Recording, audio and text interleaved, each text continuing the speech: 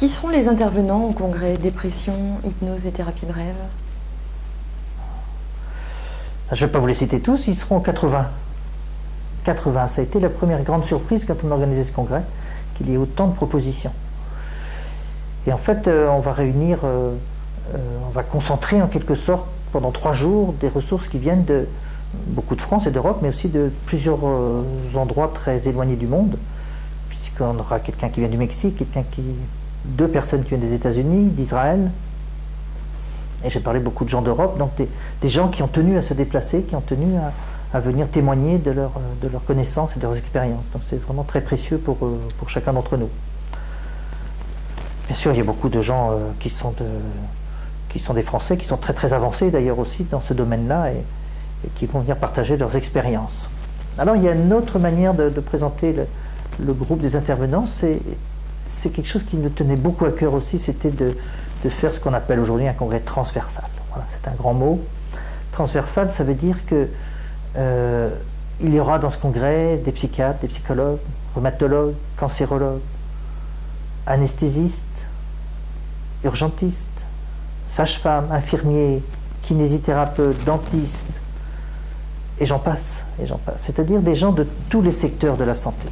Et pourquoi on voulait qu'il y ait des gens de tous ces secteurs? Eh bien parce que la dépression n'est pas cantonnée dans les cabinets de psychiatrie ou de psychologie, n'est pas cantonnée dans les cabinets de médecine générale, mais elle est présente dans tous les moments du soin. Et tous les acteurs de la santé sont confrontés à cette difficulté.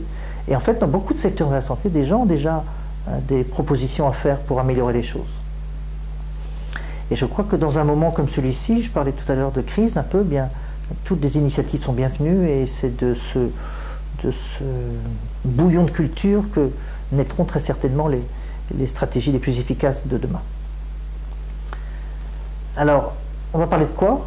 On va parler de quoi dans ce congrès? On va parler de beaucoup de choses. On va parler de beaucoup de choses, de neurosciences, bien sûr. Aujourd'hui, on se rend compte de l'impact de la dépression sur le cerveau, sur le corps, mais aussi de l'impact de la thérapie ou de l'hypnose.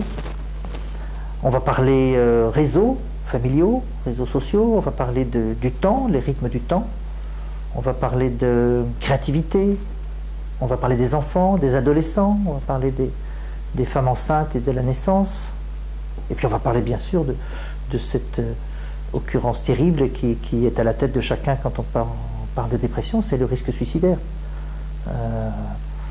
Parce que c'est un moment et c'est une idée qui tente aussi à paralyser les thérapeutes face à ce mot de dépression. Et puis on a aussi voulu s'inscrire et réfléchir en fait à ce que la culture nous implique dans notre rôle de soignant. Alors on va faire venir André Comte-Sponville, qui est un philosophe, on va faire venir un historien qui va nous resituer un peu aussi dans le parcours de la dépression au fil des siècles. Et puis un juriste, parce qu'aujourd'hui il y a aussi un poids juridique important sur les responsabilités thérapeutiques face à cette difficulté.